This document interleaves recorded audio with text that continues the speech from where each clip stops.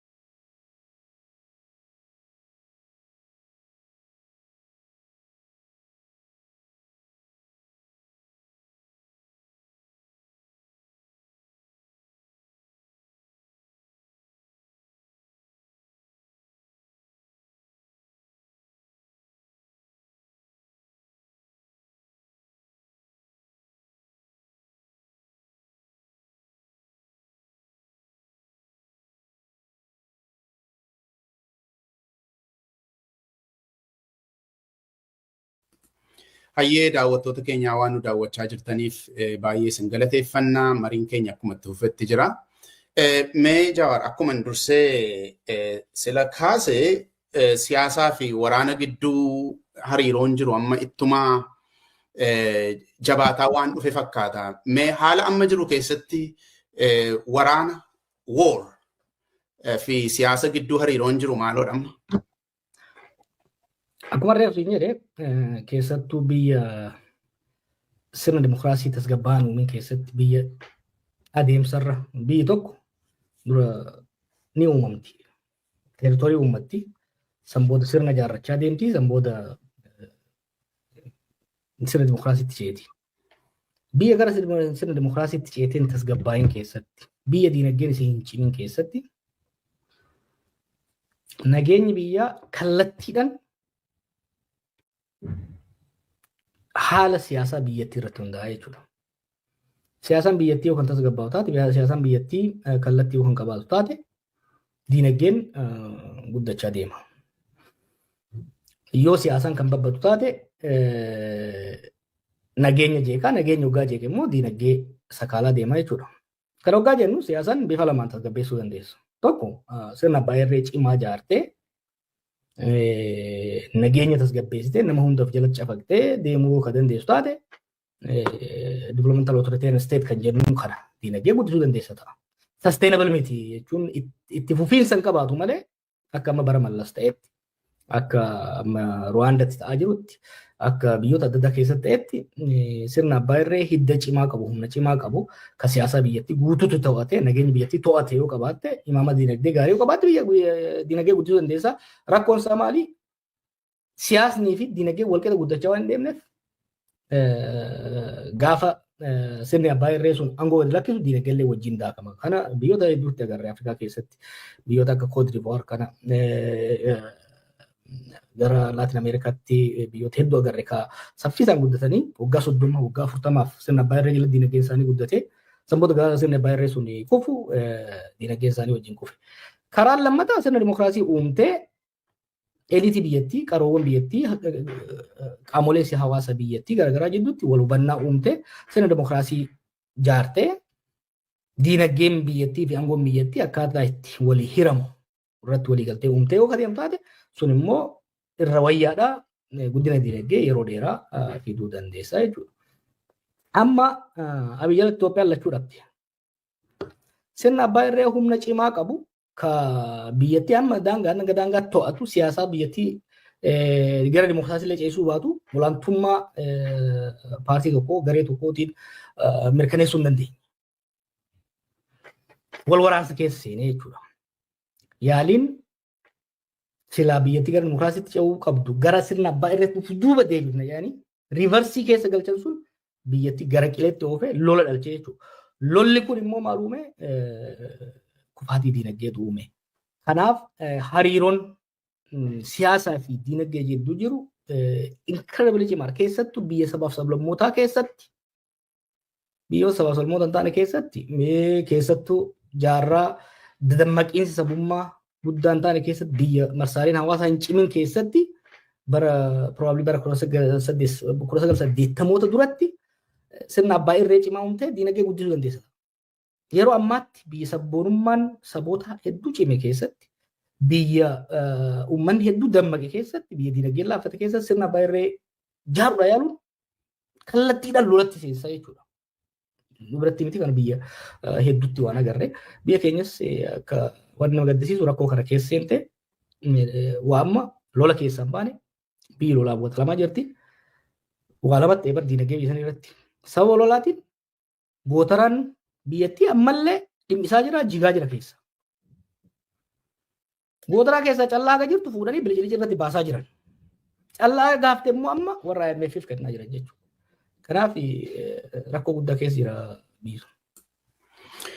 Ayyee ani illee akka yaada irratti naa kennitu kan hin barbaade waa'ee waraanaaf siyaasaati. Amma waraanatu jira miti. Oromiyaa keessa waraanatu jira. Amaara keessa waraanatu jira. Tigraay amma muddama cimaa keessas galee jira.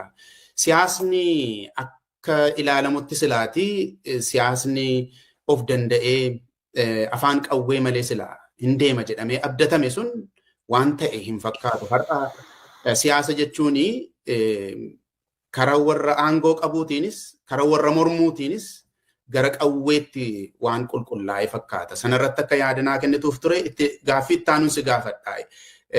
Achumaan yaada keetti dabaluu dandeessa. Amma Abiyyi egaa rakkina amma kana inni dhufee uume kun karaa Oromiyaatiin dhufe. Oromiyaa keessaan dhufee paartii PTO jedhamu kan Ihaadegiin keessa jiru keessaan hulluuqee dhufe. Yeroo dhufu deeggarsa inni qabaataa ture in yaadatta, atis deeggaraa turteetta.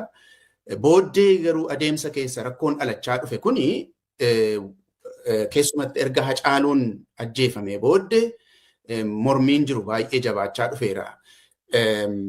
Rakkinni Oromiyaa keessa jiru ittumaa daran hammaataa dachaa ta'aa akka dhufe atis waan argitudha. Siin iddoo kam ga'eetii tarsiimoo si jijjiirsise yookaan immoo akkaataa itti atti sirnicha ilaaltu eessa ga'eetu si jalaa jijjiirame Jawaar? Gaafii duraa irratti gaafii nu bannee jechuudha. Gaafii waraanaa fi siyaasaa. Siyaasaan babbannaan waraana seensa. Keessattuu biyya sablammootaa keessatti biyya sirni laaffate keessatti siyaasa dubbiin gaafa waltajjii siyaasaa irraa baate afaan qawwee seente. Obvious kana 2018 osoo wanni kun hin dhufin dura kamanaasaa turre ni yaadatta. Amma rakkoon maal biyya sanii qawweedhaan yaalame. Abiyyiis qawweedhaan cabsuu yaale hin taane jechuudha. Kanaaf maal ta'e maddoota aangoo garaagaraa bakka adda addaatti maddee biyya akka malee laaffisee deemaa jira. Siyaasni hariiroon siyaasaaf waraanaa kana. Siyaasa badeetu waraanatti nama galche. Ammallee biyyattii wal waraansa keessaa baasuu akka barbaadamu taate falli guddaan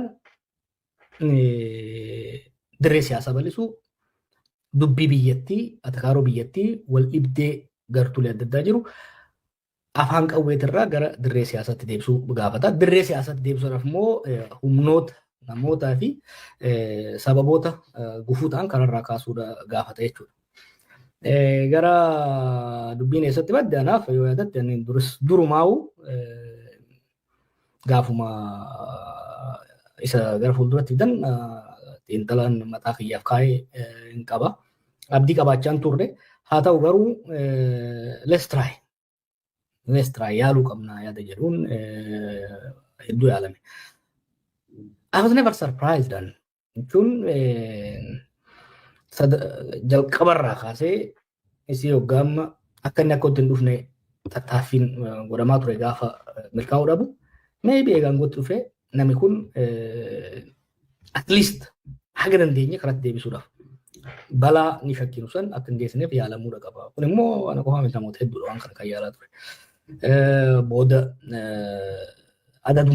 adadumaan dubbiin badaa deemte malee anaaf yeroo kanatti abdii fudhadhe kan jedhu hin jiru. I was always less than half. I was cautiously optimistic yeroo tokkotti. Maybe carraa qabaanna kan jedhu tattaaffii adda addaa godhaa turre. Ifa miti. Dhuma kanarratti garuu fakkeenyaaf erga dhaabee tarii lolli kun waa barsiisee ta'a. War has a humbling impact on people. Lolli kun jeequmsi hamaan keessa seename kun tarii qalbii akka horatu godhee ture. Godhina akka jedhuun maybe yoo kanarratti akka tumsinu taate yoo dhiibbaa irratti godhuu baanne nagaa kanarratti humnoota qawweedhaan wal lolaa jiran kana wajjin araara akka buusuuf yaalii godhaa turre. Walgahii Taanzaaniyaa lammaffaa booda ifa ta'e wanti araara akka hin barbaanne ifa naa ta'aa deeme. Booda garuu gaafa battee ajjeesanii akka episooditti yoo fudhatte gaafa battee ajjeesan clear ture waan tokko kun akka namaattis akka sirnaattis sirna fayyuu hin dandeenye sirnaa fi nama qalbii horachuu hin dandeenye akka ta'e jala muree godhadhe jechuudha. Galatoomi Jawaar, wanta kan biraa tarii yeroo waa'ee siyaasaa kaafnu hin jiraata gara fuulduraatti fageessinee haasofna. Amma waa'ee gaaffii sabootaa yennaa fudhannee ilaalle rakkoo bilbiltuun harkaanuu qabaattus gaaffiin sabootaa achuma jiraatu sila kaaftee sabboonummaan sadarkaa guddaarra ga'eera jettee amantaatis. Kan Oromoos akkuma kanaa keessumatti sabootee warri cunqurfamoon warra kaanis akkasuma amma sabboonummaan Amaaraas akka kana baay'eedhatu jabaatee jira.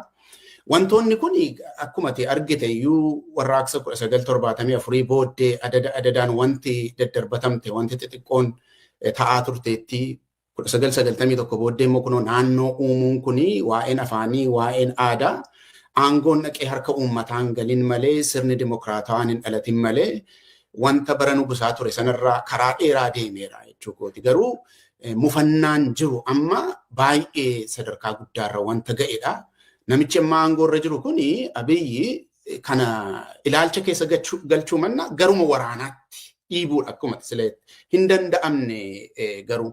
Maaliifan kana sii kaasaa waa'een gaaffii sabootaa amma rakkoo bilbiltuu waa'ee diinagdee waa'ee nageenyaa nu haa qabu malee ammayyuu waan iddoodhuma isaa jirudha siin jechuu kooti. Iddoo garagaraatti yeroo haasoftu keessumatti yeroo macaafa eebbisiisuuf haasoftu waa'ee gaaffii sabootaa kana xiqqoo waan irraa hiiqaa jirtu waa'ee isteetii sanaa waa'ee Itoophiyaa duwwaa waan haasoftu fakkaata. Gaaffii sabootaa irraa xiqqoo achi hiiquu waan barbaadaa jirtu fakkaata. Gamaagamni kun dogoggora moo sirriidha Jawaar? Look, gaafiin sabootaa eenyu gaafatta? Gaafiin sabaa isteetii gaafatta bar biyya gaafattami. Gaafii sabootaa hoggaa jennu isa negative and positive rights. Wanti gaafattu positive right mootummaani sirni waan naammalu narraa hir'isee waan naa guutuu qabu naa guutuu hanqateedha. Gaafii afaanii yoo fudhatte afaan kiyya akkam fedhetti akkan guddanne na dhoorgee eenyu gaafatta? Isteetii gaafatta. Gaafiin sabootaa isteetiidha gaafatama. Sirnicha gaafatta jechuudha isteet. Amma sirni hin jiru. The state has practically akka malee laaffattee jirti. Isteetiin yeroo ammaatti sirni xaa'oo raabsuu dadhabe. Sirni gargaarsa raabsuu dadhabe. Sanuu haga jirtu immoo humna waraanaa qofaan raabsu caasaan bulchiinsaa jalaa diigame. Plus ammoo nama isteetiin maal akka ta'e sirna mootummaa jechuun maal akka ta'e addaan hin baay'ine. Abiy bar biyya waggaa jedhamu suuqii badaratee gaafaan ijoollee shigiree leelmee waan jedhamu tokko gurgurra turre shigiree fi leelmee bitattee harka qabattee gabayaa keessa fiidee narraa bitaa jetta. Fundamentally the difference between state and private property addaan baasee ilaalu kan jechuudha. Bakka hoggansi akkanaa jirutti bakka humni sirnaa diigamee jirutti laaffatee jirutti gaafii gaafachuun it's senseless. Maaliif sirna gaafii sirni durii bare sirni dargis haa ta'u sirni wayyaanee deebisuudhaaf dandeettii ni qaba. Fedhii dhabe malee akkasiin fedhii dhabe bara.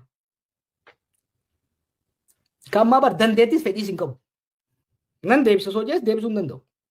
Maaliif kappaasitiin deebisuudhaan jiru. Kappaasitiidhaan gaafii deebisuu hin jiru. Maaliif kappaasitiin ilaalchaa kan sammuutis hin jiru, kan caasaa fi kan tarsiimootis hin jiru jechuudha. Haala kana keessatti dursi kan kennamuu qabu dura biyya akka biyyaatti dandeettii gaafiilee kana deebisuudhaan deeffattee akka horattu. Har'a gaafiin guddaan uummanni sun qabu waa lama. Uummanni biyyanii. Too gaafii nageenyaati bahee galuu hin dandeenye. Lama gaafii dinagdeeti. Ilmi namaa bilisummaa ni barbaada, dimokiraasii ni barbaada, gaafiilee adda addaa akka deebi'aniif ni barbaada. San garuu ka barbaadu dura nagaa yoo qabaateedha. Lammaffaa yoo nyaatee buleedha. Isteetiin Itoophiyaa amma jirtu ilma namaatiif lammii ishiitiif lamaan beezik ta'e kana ka gaafii mirgi barsiisaa farra dhufa.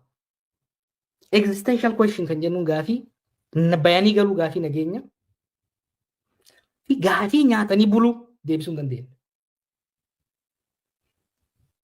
Deebisuu immoo fedhii qofa dhabuu osoo hin ta'in dandeettii hin qabdu. Dandeettiin sun immoo guyyaa guyyaan laaffataa deemaa jira. Guyyaa guyyaan amma waa'ee kitaaba waggaa sadii na fakkaata waggaa hidhaa bahu. Gaafa Itoophiyaan turtee fi waggaa waa'ee kitaaba haasawuu eegalu kan maatii haasoftu turtee fi ta'arra jirtu laaftuudha. The state capacity is declining day by day. Kanaaf dursi kan kennamu qabu biyyattii sirna yeroodhaaf seef godhanii sanboota gaafiilee sanitti deebi'uu. Mammaaksi yeroo adda addaa fayyadamaa ture. Maal mataa jirutti ruufa maranii bakka mataan babbaqaqee jiru kanatti gaafii ruufaa yeroof hin barbaachisu miti. Ni barbaachisa yeroof garuu tursiisanii sanatti fuulleffatuu qabanidha. Ayyee Jawaar mataan jiraatu malee wanti itti maran hin jiraatu. Rakkoon amma jirus mul'ataa waan ta'eef sanarratti wanti namni wal gaafatu hin jiru. Wanti ani kana si gaafadhee fi atumtiyyuu Oromoodhaaf advocate goota kanaan kaate kanaan beekamtaa sin jechuu gooti kanaan dura. Rakkoon amma jiru kun salphataa deema haa jennu iddoo tokko geenyee gaaffiin kun deebi'uu waan irra jiruuf jechuudha. Ati gaaffii sabootaatti ammayyuu namantaa Jawaar. Jechuun koo sana diddaa miti. Sana fudhachuu diddaa miti. Fakkeenyaaf gaaffii Oromootiif advokeetii gochuu ammayyuu itti fufuuf fedhii qabdaa itti amantaa ammayyuu. Ittaana siyaasni yeroo wajjin jijjiirama. Rakkoon Oromoon har'a mudatee fi rakkoon Oromoon gaafa fi asii dardara taanee rabadoor irraa haasofnu mudatee adda adda. Gaafas tokkoffaa sirna gita bittaa warra biraatiin irratti qabsaa turre. Har'a hattuu gantuu nu keessaa bahee irratti qabsoofna. Gaafas sirna abbaa irree cimaa nama cafaquu irratti qabsoofna. Har'a sirna abbaa irree ta'uu dadhabee sirna darree ta'e irratti qabsaa jirra. Kan qofaa miti. Kana sirriitti hubachuun barbaachisaadha. Siyaasni Oromoo 2018 booda bakka seene qaba. Kunis maali? Roorroof miidhaan sirnoota duraa jalatti irratti raawwatamaa turan ni dabalan. Malee hin hir'anne. Gara biraatiin immoo murni maqaa Oromootiin aangoo qabate maqaa Oromoo jala dahatee saboota biraa miidhaa jira. Saboonni biraa immoo sirna kanaan akka sirna Oromootti ilaaluudhaan hariiroon Oromoo saboota biraa jidduu jiru akka malee miidhamee jira jechuudha. Kun dho'isaan waan bira dabarru miti. Warra yeroo dheeraadhaaf wal atakaaroo qabnu humnoota Amaaraaf humnoota Tigraay qofa osoo hin taane humna Somaalee wajjin jidduun waan fiixan baasuuf karoora hin qabne jecha dhimma bishaanii kanaan walitti nu buuseera. Biyyoota ollaa fudhannu Jibuutiidhaan walitti nu buuseera. Suudaaniin walitti nu buuseera. Maaliif murnoota Suudaan wal lolan keessaa tokko wajjin saayidii fudhachuudhaan Suudaaniin walitti nu buuseera. Eertiraa wajjin utaalaa ture amma immoo gara diinummaaf gara lolaatti nu geessaa jira. Uummata kanarratti diina akka malee hammeessee jira jechuudha. Kanaaf akka hoggansa Oromootitti kana uummatarraa faccisuun baay'ee barbaachisaadha. Kana sirreessuun baay'ee barbaachisaadha. Kanaaf dhimma Oromoo qofarratti fuulleffannee kan deemu taate rakkoo lamata mudatee hin jeebarma Oromoon. Ajjeechaaf buqqaatii miidhaa Oromoo irra jiru kana falmaa badii maqaa Oromootiin biyyoota uummatoota biraa irratti godhamullee yoo ofirraa kan hin faccifne taate rakkoo dabal. Biisanitti akka Oromoo kan miidhame hin jiru amma. Akka Oromoo kan miidhame hin jiru. Oromoon immoo akka ammaa miidhame hin beeku. Dur ni ajjeefaman isaa ni hidhama. Har'a dachaadhaan ni saama ni hidhama. Ni buqqaa. Maqaa isaatiin immoo saboota biraa tuttuqanii amma warruma kibbaa hafuran warra wajjin cunqurfamaa ture. Zooniilee jiran naannolee jiran hunda irratti hattuu walitti qaqqabanii irra kaayanii ummatoonni aanaas godinas jiran uummata kibbaa keessa jiran kun hattuu kana kan irra kaayee mootummaa Oromooti jedhanii ilaalu. Kanaan ummanni abdii guddaan duraa qabu ture. Ummanni gaafa Oromoodhaa dabarte naa dabarti jedhu sun har'a Oromooleen akka abdannee miti inumaa'uu isaanis akkuma warra duriititti hattuu fi waslaattaa filanii nurra kaanii nu saamsisaa jirani. Yaada jiru uummanni. Kana faccisuudhaaf Oromoofis qabsaa'uun saboota biraafis wajjinis qabsaa'uun essential Oromoodhaaf. Akka maqaama qabsoo Oromootitti ilaalan. Har'a saboota biraatiif dubbachuun saboota biraa wajjin qabsaa'uun qaama qabsoo Oromooti. Maaliif maqaa poolitikaa keessatti maqaan baay'ee barbaachisaadha. Narrative is very important. Har'a Afrikaa keessatti, Baazidoleessaa keessatti, addunyaa keessatti maqaan Oromoo akka malee badee jira. Yaadatta bara nuti qabsoorra turre wanni jedhamaa ture Oromoon qabsaa'ee waa fiduu dandeenyedha. Hagamtu akka nu madeessaa ture. Oromoo miliyoona 50 ta'ee maal ta'ee tokkoon ta'uu qabsaa'uu hin danda'u qabsoo fi agarsiifne. Har'a immoo maal wanni jedhamu? Oromoon abiyyiin safarame beektaa? Uummanni tokko beektaa hoogganaan safarama. Hooggansi tokko calaqqee uummata saniiti. Darrina laafina abiyyiin har'a ololli Oromoo irratti godhamu maali? Oromoon biyya bulchuu dadhabe. Oromoon uummata wal fichisiise. Oromoon ifiis wal fixe. Uummata kaaniin wal fixe. Oromoon madda jeequmsaa naannoo sanii ta'e. Let's admit. Itoophiyaan baroota amma duraa irratti anchor state utubaa nageenyaa naannoo sanii jedhamtee ilaalamte turte. Amma Itoophiyaan jidduusi of keessaa nagaa dhabde, Oromoo keessa nagaa dhabde, saboota jidduus nagaa dhabde, ollaa wajjin nagaa dhabde. Sirna nagaa Oromoo dhabsiise, Itoophiyaa dhabsiise, ollaa san dhabsiise kan mataa eenyu dura ta'a? Abiy. Abiy immoo akkamiin ilaalama? Akka hoogganaa Oromootti ilaalama. Koleentu yeroo nuti beelarra turre, lagannaarra turre dhufee waan morminee turre kontekstii isaa sirriitti hin baafne namni. He said something very important. Oromoon haala gatu malee ummatoonni biroo kan biyya kanas kan ollaas kan addunyaas sirna kana akka sirna Oromootti ilaalu, akka mootummaa Oromootti ilaalu. Badiin mootummaa kana hundi Oromoo irratti maxxanaadha. Kanaaf qabsoo amma goonu keessatti miidhaan Oromoo irra ga'us akka dhaabbatuuf miidhaan maqaa Oromoo dongorri badiin saamichi maqaa Oromoo jala dahatanii saboota biyya keenyaatii fi biyyoota ollaa wajjis godhamus directly Oromoo irratti dhiibbaa waan qabatuuf qabsaa'uu qabna. Wal keessa jiraa jechuudhaaf taana.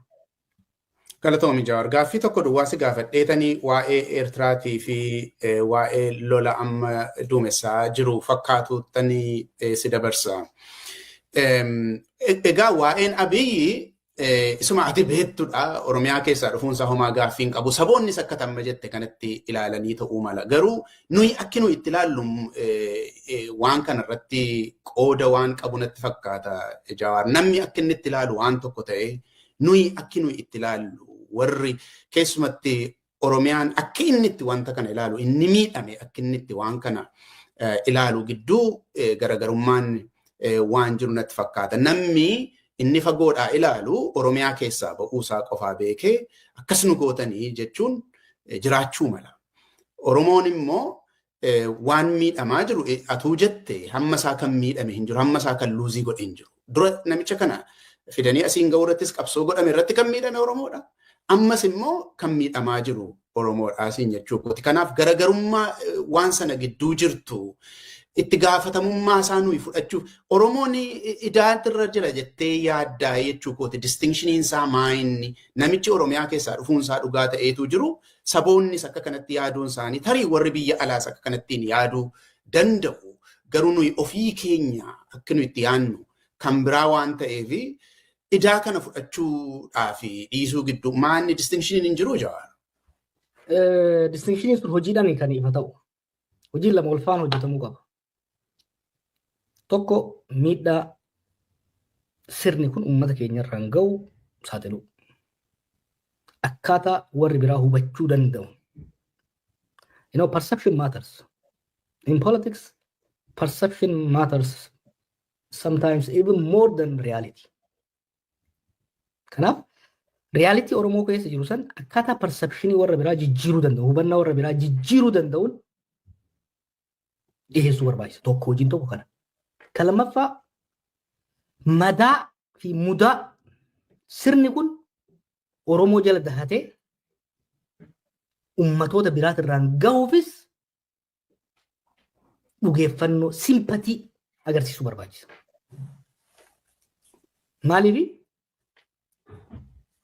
ummatoonni biyya sanii kan lolli irratti labsamee lolaan daaramu kan dirooniin fixaa jiru qofaa miti kan laaluu qabnu. Akkuma silaa nagaa qabnu haa fudhannu. Kibba Itoophiyaa kan yoo fudhanne hanni saamichi dhiittaan mirga namaa har'a jiru dur hin turre. Eenyu kan godhu bulchitoota isaanii bulchitoota kana uummanni akkamitti ilaala? Silaan filannee nu filate hin filannee baroota filate situ filatee jettaan. Uummata kana gubbaa Abiyyiin bulchaa hanga bulchaa anaatti isa durra kaaya uummata kanarra. Distinkishinii kana sirriitti kiliir godhanii agarsiisuu barbaachisa jechuudha. Rakkoo isirra gahaa jirtu ni hubanna. Rakkoon tun nurras gahaa jirti. Namni fi sirni rakkoo kan isinirraan gahaa jiru bakka nun bu'u look isin daranuu miidhamaa jirra. Kanaaf waltaane sirna nuufis ta'u isiniifis ta'u jaaruu qabna kan jedhu irratti irra deddeebiidhaan hojiidhaan agarsiisuu barbaachisa. Rakkoo teenya qofa himannee yoo teenyas waan rakkoo isaanii arginee fi teenyuma qofa irratti fuulleffannetti fudhatu. So maal godhuu qabna? Rakkoon nurra ga'us hima rakkoo isaanirra geetus balaaleffachuunii fi itti gaafatamummaa san immoo akkuma jette abbaa waan san raawwataa jiru irratti gagoota inni goota jijjiirama argaa jirra barra. Sirni kun maal barbaadama? Sirni kun yoo ilaalte amma beeki uummata Amaaraatti fayyadamaa humnoota siyaasaa Amaaraatti fayyadamaa tureet ammas Oromootti fayyadamuu barbaada.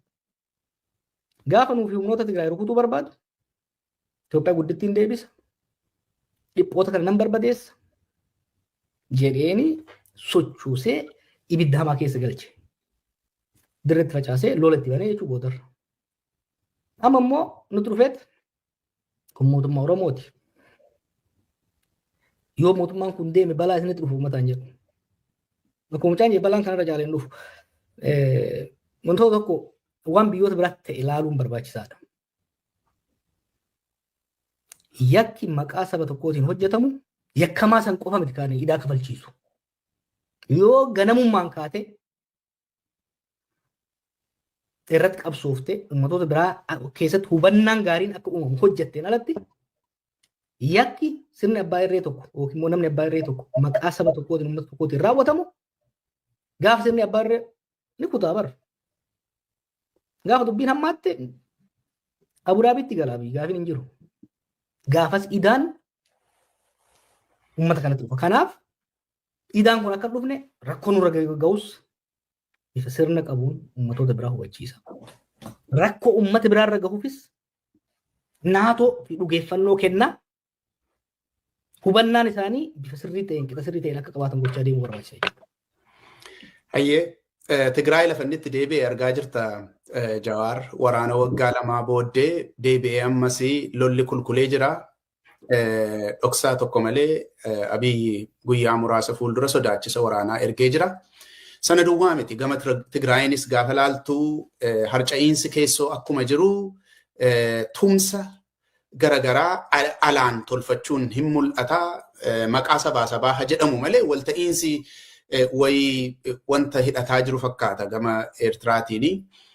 Egaa waraanni waan isa deemaa jiru fakkaata.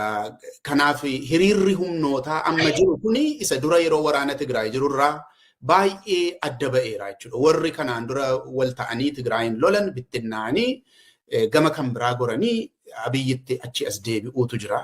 Rakkoon Oromoo kan ati beektu keessaaf alatti jechuudha.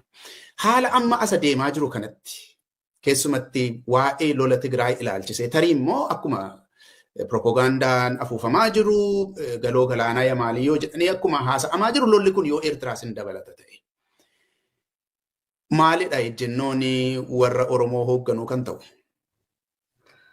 Kunuunti bar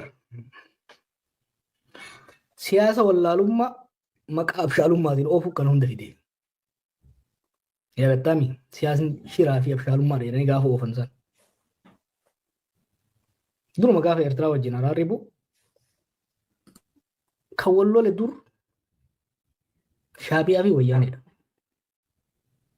Itoophiyaa fi mootummaan Itoophiyaa fi sirni mootummaa Itoophiyaa fi sirni mootummaa Eertiraa kan wal lole wal dhibdee humnoota siyaasaa ollaa turaniini. So araarri waaraa akka dhufu jara kan araartuu barbaachisaa. Shoorri mootummaa federaalaa keessattuu kan Oromoon hoogganamu kan ta'uu qabu ture. Humnoota kan walitti araarsuu fi hariiroo isaanii xaliguu ta'uu qaba ture. Garuu siyaasni abashaalummaa dhufteet waliin dhoofnaa jedhan. Waliin dhoofnaa akka feene ittiin taphanna. You know, when you think you are the smartest kid in the corner, there's always trouble. Okay? Akka yaadetti carraa guddaa ture bar nagaa buusuudhaaf humnoota Wayyaaneen aangoo gadhiiftee laaffatteerti. Humni Eertiraas qoqqobbii yeroo dheeraa booda hedduu laaffatee ture. Humnoota kana walitti araarsuun biyyoota lamaan jettuun immoo araara waaraa buusuun ni danda'ama ture. Kun garuu maal gaafataa? Siyaasa bilchina qabu, siyaasa fageessanii yaadu, if bira dabarsanii akka biyyaatti yaadu, biyya akka suuq badareetti osoo hin ta'in biyya akka biyya guddaatti, biyya miliyoona 120tti fudhachuu har'a qofa osoo hin ta'in waggaa 20-30 har'aa yaaduu gaafata ture. Kana yaaduu dadhabuutu amma uumame. Lolli Tigraay godhame, lolli Tigraay sun hafuu danda'a ture. Godhame. Sammuu Pireetooriyaa waggaa mallatteeffamu 4 ta'anii wal lolanitti 2 ta'anii araaramuu yaalame. Wanti akkasii akkamitti ta'a? Wanni amma hariiroo warra kaabaa maal jedhamu kun bu'aa hojii Abiyyiif garee saniiti. Dhiibanii wal taasisan. Amma namni waan tokko hubachuu danda'uu qaba. Hogganoota biyyoota lamaaniitiif amma is an existential question. Tokko na balleessee yaadaa, kuuni na balleessee yaadaa akka hin banneef guuza yaammataa deemaa jira. Lolli waan dhufaa jiru fakkaata. Gama lachuurraa wanni agartu lolli dhufaa akka jiru kan agartu. Gama keenya gama Abiyyiin yoo fudhatu taate fakkeenyaaf wantoota amma 7 dabre kana godhame yoo ilaalte 7 dabre kana tokko na haleeluuf deemanii naa beekaa jechuun hojii dippiloomaataatti himamee jechuudha. Kuni yeroo lolli eegaluu deemu dursitee hojii dippiloomaasii lola gaafa eegaluuf deemtu hojii dippiloomaasii kan tolfadhuudha. Kan biraa Oromiyaa keessatti bulchitoota aanaa kaabinee aanaa guyyaa 40 maaliif leenjii waraanaa seensanii turan jechuudha. Yaadni isaa maali? Raayyaan ittisa biyyaa Oromiyaa keessaa ni ba'a. Amaara keessaas humna farda lolaa fi milishaa hedduu leenjisan. Kanaaf waraanaaf qophaa'aa akka jiran kan ilaalaa jirru jechuudha. Garamitti ba'a waan ofii ilaallu, waan gara fuulduraa ilaaluuf deemnu. Yaadni Abiy namootatti himaa jiru akkuma baay'ee dugaleessatti agarru leadership decapitation goona. Hogganoota kana dirooniidhaan fidnee oguma san daaraa goona kan jedhudha. Ni milkaa'aa fi milkaa'uun kan waliin ilaallu ta'a. Garuu sun milkaa'uu baannaan wal waraansatti seenama. Wal waraansatti yoo seename akka amma inni waadaa galutti akkuma gaafa amma Tigraay fi booda san dura immoo gaafa wal lolu 7 fidnaadha. Ammas kan jedhamaa jiru 7 Isaayyaas garagalchine 7 Isaayyaas garagalchine galaana diimaa qabannee mootummaan utoo Eertiraarra keenya deebinaadha amma kan jedhamaa jiru. Wanni nama keenya gorsu gaafa namni tokko ani deedlaayinii kana ta'e yeroo ammanaatti waraana mo'adha jedhee waraanatti deemu uduwachuu eegale yeroo san irraa fagaachuun barbaachisaadha. Maaliif lola guyyaa eegaltu murteessita malee san yoo carraa qabaatte. Guyyaa fi haala itti xumurtu murteessuun baay'ee ulfaataadha. Lola kanatti yoo deemame humnoota baay'eetu keessatti hirmaata. Fakkeenyaaf Suudaan qaama lola kanaati amma. Maaliif? Warri isaaf jennuun kan gama Burhaan jiru, warri Eertiraa wajjin jiru, humni waraana Tigraay achi keessa jira.